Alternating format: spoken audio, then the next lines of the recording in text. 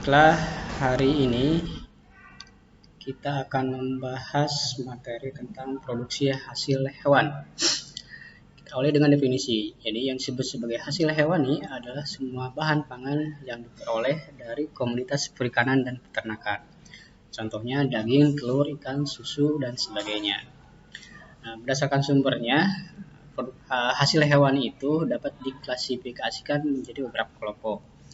Kelompok yang pertama yaitu kelompok daging ternak besar, yaitu daging yang diperoleh dari ternak-ternak berukuran besar seperti sapi, unta, dan sebagainya.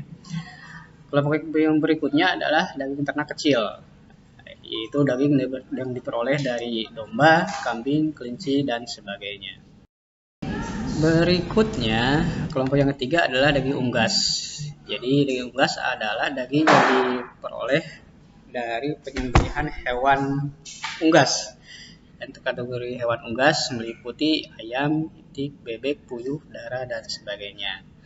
Kelompok berikutnya adalah komoditas telur, yaitu komoditas telur yang kalau di Indonesia yang umum dijual adalah telur ayam, telur bebek, telur puyuh, dan sebagainya. Yang kelima adalah komoditas susu, yang meliputi susu sapi, susu kambing, susu unta, dan sebagainya. Kelompok yang keenam adalah komoditas hasil perikanan, meliputi ikan, udang, cumi, kerang, dan sebagainya. Dan terakhir yaitu komoditas hewani lain. Maksudnya diperoleh dari hewan-hewan yang tidak dibiarkan secara diternakan.